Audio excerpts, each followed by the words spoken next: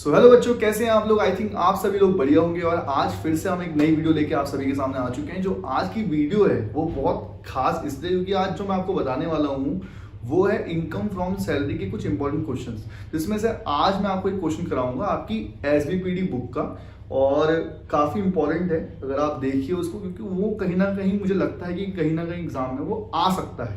तो देखिए और एक चीज को देखना ध्यान से। मैं जो तुम्हें पॉइंट्स बताऊंगा उस चीज को नोट भी करते रहना, चाहे वो आरपीएफ का हो, चाहे वो क्या कहते हैं आपका रेंट फ्री हाउस का हो, तो उसको देखते रहना, ठीक है। और किसी को अगर प्रॉब्लम होगी तो कमेंट में मुझे बता देना कि हाँ मुझे यहाँ प्रॉब्लम आई, तो हम कोशिश करेंगे कि एक वीडियो उसके बाद फिर से बनाएं। मैंने एक बहुत प्यारा सा क्वेश्चन आप लोगों के लिए निकाल के रख रखा है और बहुत ही ज़्यादा ईजी है और हो सकता है वो एग्जाम में आ सकता है आप लोगों के लिए। तो ठीक है, तो बिल्कुल समय नष्ट नहीं करते हैं और शुरू करते हैं बताएं, ठीक है। तो क्वेश्चन देखो जाके बुक में, यार बुक में क्वेश्चन नंबर 37 होगा आपके उसमें, तो वो ज़्यादा अच्छा क्वेश्चन है। एक बार देखो, श्रीमती गोपी देवी जी जो कि कानपुर में रहती है वाला क्वेश्चन है, ठीक है। तो यहाँ पे भी दिख रहा होगा आप लोगों को क्वेश्चन, ठीक है।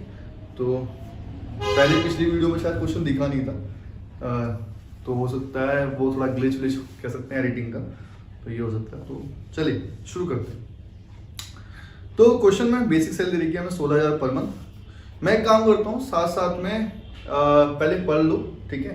एक बेसिक सैलरी का पॉइंट है, दूसरा डिनर अलाउंस का पॉइंट है, तीसरा बोनस का पॉइंट है, चौथा रेंट फ्री हाउस का पॉइंट है, पांचवा ईए यानी कि एंटरटेनमेंट अलाउंस का पॉइंट है, छठा आपका आरपीएफ का पॉइंट है, ठीक है। उसके बाद सातवां आरपीएफ इंटरेस्ट का पॉइंट है। उसके बाद यहाँ पे सॉरी वो अमाउंट का पॉइंट है, क्या कहते हैं आरपीएफ की अमाउंट का, ठीक है, फंड में कितना पैसा जा रहा है। फिर जो आपका सातवां है, सॉरी आठवां है, आठवां इंटरेस्ट का पॉइंट है और नौवां आपका कार का पॉइंट है। तो मैं एक काम करूंगा कि क्वेश्चन कराते आता हूँ, साथ साथ में को बताते भी जाता हूँ कि इसमें क्या क्या है। तो सामने देखना, देखो कोशिश करूंगा कि जितना अच्छा कर सकूँ, जितना अच्छा बता सकूँ, और जो मैं सीख रहा हूँ आजकल, ठीक है। भूल चूक माफ़ करना, क्योंकि मैं भी एक जीव प्राणी आपकी तरह ही हूँ, मानव इंसान मनुष्य, मैं देवता नहीं हूँ। वीडियो में 10 लोग कुछ लिंक मत देना। चलिए तो शुरू करते हैं। तो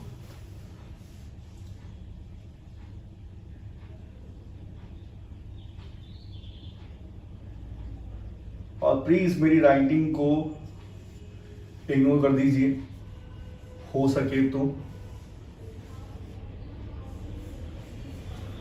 चल तो कहते हैं गालिब, क्वेश्चन में देखो, ठीक है।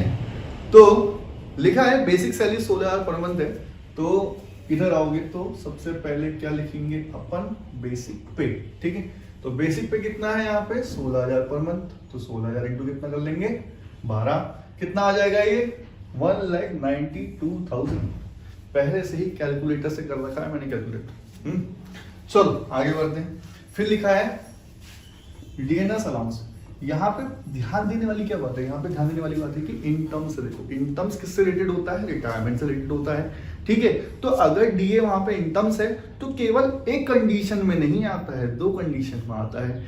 और कहाँ पे आएगा देखो, डीए इनकम्स हो नहीं हो क्वेश्चन में लिखा जाएगा, पर अगर डीए इनकम्स है तो वो एक तो किसकी सैलरी वाले टाइम आएगा इंक्लूड होने के लिए, सुनना ध्यान से, ठीक है। किसकी सैलरी आंसर में इंक्लूड होने के लिए आएगा, पहला आरपीएफ की, दूसरा एचआरए की, ठीक है, और तीसरा रेंट फ्री हाउस की, ठीक है। मेरे बाल खराब हो रहे हैं, चलो कोई नहीं।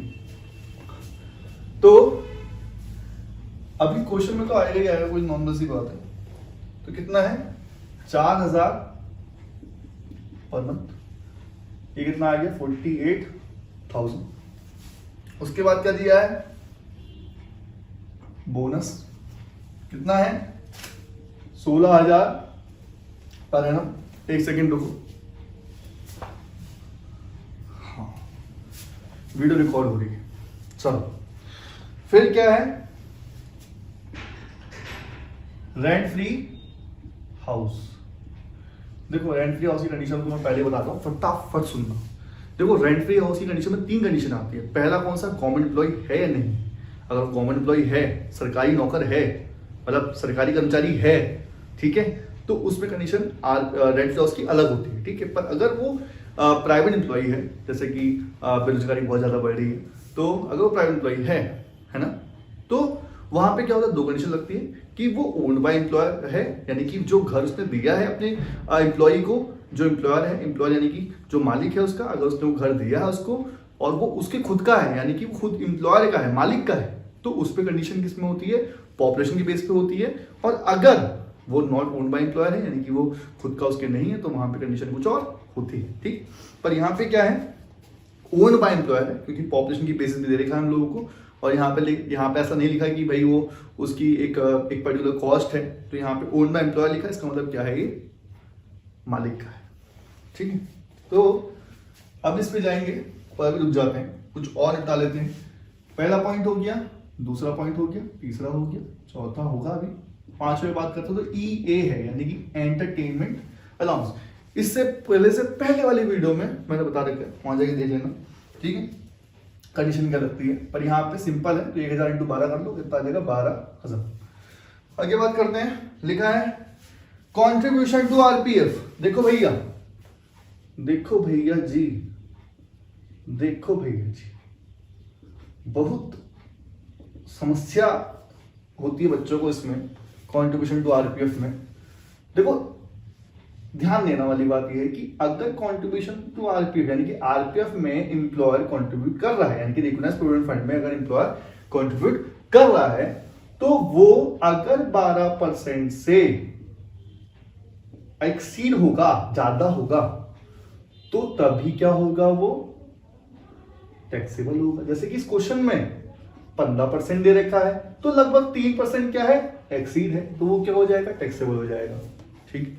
और एक चीज का और ध्यान देना, पर अगर इंटरेस्ट की बात करें, अगर इंटरेस्ट है उस कंट्रीब्यूशन पे, तो वो कितने से एक्सीड नहीं होना चाहिए, 9.5 से ज्यादा एक्सीड नहीं होना चाहिए। अगर वो एक्सीड है तो वहां पे भी वो क्या हो जाएगा, टैक्सेबल हो जाएगा, ठीक है। तो हमें 3% यहाँ पे क्या एक्सीड है, 3% क्या हो जाएगा बेटा, ये टैक्सेबल हो जाएगा। तो उस सिचुएशन में क्या हमें क्या करना पड़ता है, RPF की सैलरी निकालनी पड़ती है। और RPF की सैलरी कैसे बनती है, बेसिक पे, जल्दी मेरे साथ बोलो, बेसिक पे DA इन टर्म्स। मैंने क्या बोला था कि इन टर्म्स DA अगर होगा तभी इसमें इंक्लूड होगा, प्लस क्या, DP DNS पे प्लस कमीशन ऑन सेल, ठीक है। बेसिक पे कितना दे रखा है, 1,92,000 प्लस DA कितना दे रखा है, इन टर्म्स 48, तो जोड़ेंगे तो कितना आएगा, 2,40,000।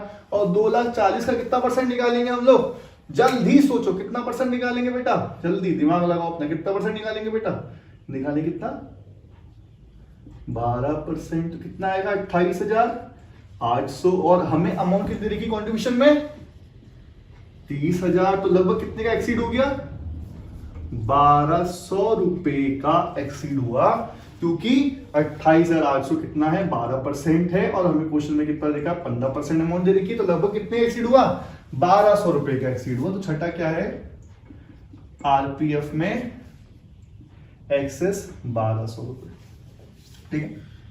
इसको अभी लिखना है मुझे। हम 7वें पॉइंट पे आते हैं।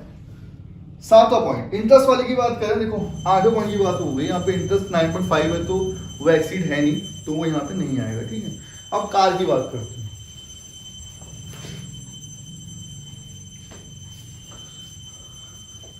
देखो बालक, एक चीज और सुन, ठीक है। RPF की सैलरी ही HRA की सैलरी भी होती है। RPF की सैलरी ही HRA की सैलरी होती है। दिमाग में भर लो उस चीज को कि अगर HRA की सैलरी पूछे या RPF की सैलरी पूछे, तो वो दोनों का फॉर्मूला एक ही होता है, ठीक। आगे बढ़ते हैं, ठीक है। कार की बात आ रही है यहाँ पे, सुन लेना ध्यान से। अगर हम कार के एक्सपेंस की बात करें, कार के टैक्सेबल अमाउंट की बात करें, तो यहां पे हम क्या करते हैं, 2 टाइप की कार होती है, ठीक है। Car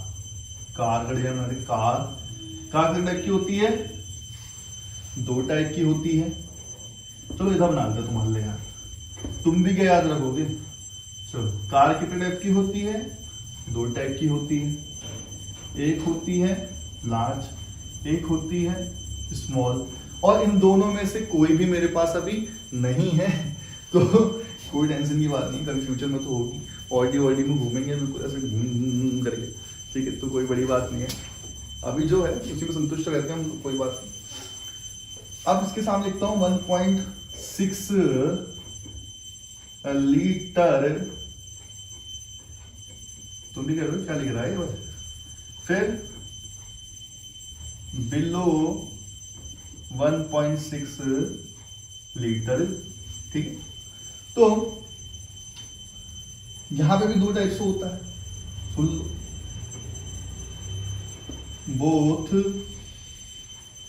both personal and official, ठीक है।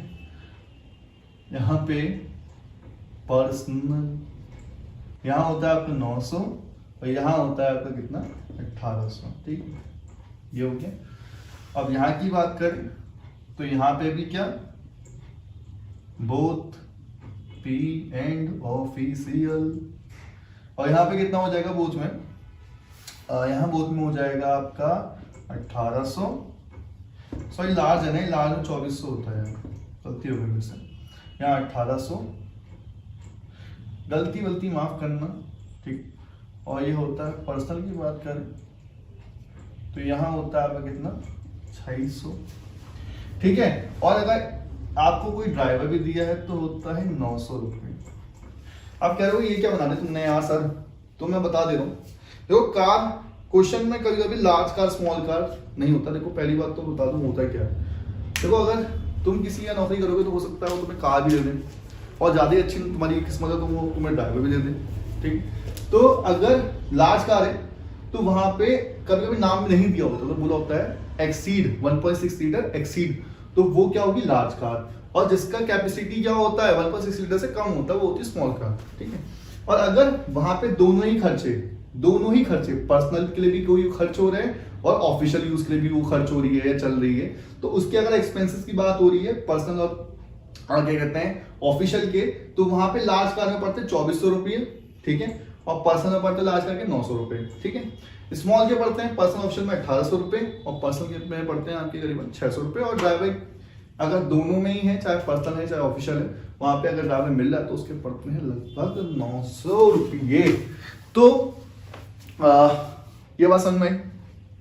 चलो तो क्वेश्चन में देखते हैं हमारे पास कार कौन सी है। भाई कार है हमारे पास लार्ज और दोनों ही यूज के लिए हो रही है, ऑफिशियल भी यूज हो रही है और पर्सनल यूज भी हो रही है, और एक ड्राइवर भी दे रखा है। तो भाई सुन लो, लार्ज कार है, पर्सनल और ऑफिशियल दोनों के लिए यूज हो रही है, ठीक है। लार्ज कार, यहां पे कार की खर्च की बात करें तो वो हो रहा है कितना पर्सनल ऑफिशियल दोनों के लिए, प्लस एक ड्राइवर भी मिला है कितना 900 रुपये। तो कितना हो गया इसका 3300 रुपये इंटू कितना करोगे बात। अब ये किस किस बालक को समझ में आ गया ये बताओ, ठीक है, समझ में आ गया तो कितना आ जाएगा ये 39,600, ठीक है। ये बात क्लियर है सबको। क्या देखो इसको मिटा दो, उसको मिटा कर उसको नोट डाउन कर लेना, ठीक है, पॉज करके नोट डाउन कर लेना, क्योंकि RPF sorry rent free house बचा हुआ है, इसको कंप्लीट कर लेते हैं, उसके बाद बढ़ते हैं, ठीक है। अब बात करते हैं अपने रेंट फ्री हाउस की, ठीक है। मैंने क्या बोला था कि ओन बाय एम्प्लॉयर है, तो उस सिचुएशन में किस पे जाते हैं पॉपुलेशन पे जाते हैं, ठीक है। और कंडीशन बताई थी कि अगर 25 लाख से एक्सीड होगी तो 15%, अगर जाएगी कैपेसिटी कितने से कितने होनी चाहिए 10 से 25 लाख के बीच है तो कितनी होगी 10%। और अगर बिलो 10 लाख है या अप टू 10 लाख है तो उसको यार चलो कंफ्यूज हो गए तुम लोग, तो वहाँ कितना लगता है 7.5%। ठीक, नॉलेज है मेरी सही तो देख लेना। तो यहाँ पे 25 लाख से एक्सीड है तो यहाँ लगेगी 15% ऑफ सैलरी। और रेंट फ्री हाउस की सैलरी सबको पता है, रेंट फ्री हाउस सैलरी कैसे बनती है। देखो रेंट फ्री हाउस की सैलरी बनाते समय बनती सेम इसी की तरह, बेसिक पे plus DA plus DP plus commission on sale plus bonus plus इसमें ऑल अलाउंसेस भी आते हैं। ठीक,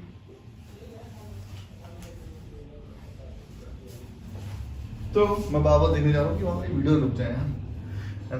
तो ये नोट डाउन कर लिया होगा, इसको बता देते हैं।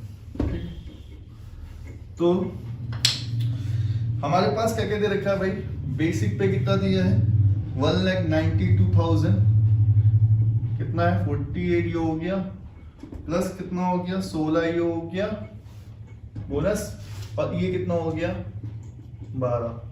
सबको जोड़ लो कितना आएगा जल्दी बताओ, सबको जोड़ोगे तो आएगा 2,68,000। ये बनेगी रेंट की सैलरी, और इसका कितना परसेंट निकालोगे 15%, क्योंकि कंडीशन क्या है 25 लाख से ज्यादा पॉपुलेशन है, इसलिए इसका 15% कितना आएगा इसका बताओ जल्दी, 15% कितना आएगा इसका, और 15% आएगा मैं निकाल रखा है, लगभग आएगा 15% 40,200, कितना आएगा 40,200। और जब इतना हो जाए तो अगर फर्नीचर भी मिला है उसको साथ साथ, तो 10% ऑफ फर्नीचर कॉस्ट।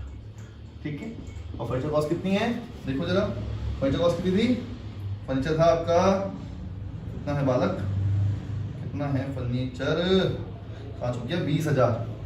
तो 20,000 का 10% कितना होता है 2,000, तो जोड़ लो कितना आएगा 00, ये 2 ये 2 ये 4, तो कितना आएगा रेंट हाउस 42,200, 42,200। और इन सबको जोड़ दो, इन सबको जोड़ दो। ठीक है, इसको अलग करना पड़ेगा, बोर्ड जैसा भी है मेरे पास, तो मैं कोशिश कर रहा हूँ इसी में आपको कॉम्प्रोमाइज कर लूं। तो इन सबको जोड़ करेंगे तो कितना आएगा ग्रॉस सैलरी, कितना आएगा ग्रॉस सैलरी, जोड़ो देखो जल्दी जोड़ो, तुम ही जोड़ोगे भाई, मैं क्यों जोड़ू, तुम जोड़ोगे। तो ग्रॉस सैलरी आएगी लगभग 3,51,000 की। और लास्ट का एक लास्ट काम है बस यार, लास्ट में एक लास्ट काम है कि इसमें से एक 50,000 की कंपलसरी डिडक्शन कौन सी है, स्टैंडर्ड डिडक्शन, कंपलसरी डिडक्शन है। हमेशा जब भी टैक्सेबल सैलरी क्वेश्चन बनाओगे तो हमेशा 50,000 की ग्रॉस सैलरी में डिडक्शन मार देना, पहले नहीं दी जाती थी पर अब 50,000 की डिडक्शन आपको सैलरी पर्सन को मिलती है। तो लेस कर दो कितना हो जाएगा 1 2 3 1 और 0 और ये हो जाएगा 3 लाख 1, यानी कि ये जो इसकी सैलरी है ये है इसकी टैक्सेबल सैलरी।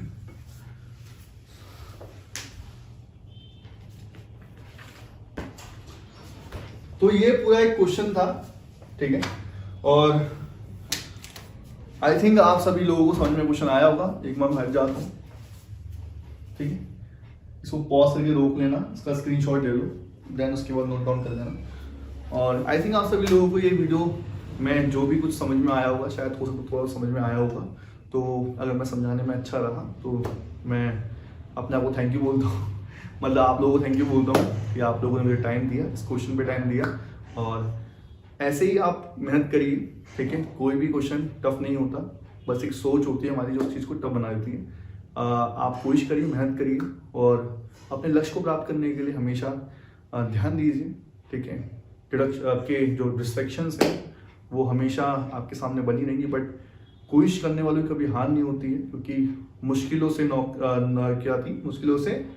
मुश्किलों से नौका पार नहीं होती, और क्या कहते हैं, कोशिश करने वालों की हार नहीं होती। यही शायद यही थी। तो अगर गलती है, मैं गलत बोले तो कुछ वो मत लेना, ठीक है। तो आज के लिए इतनी ही हम बात करते हैं, आज के लिए ये क्वेश्चन करते हैं। बी हैप्पी और खुश रहो, और मिलते हैं नेक्स्ट वीडियो में, तब तक के लिए सी या।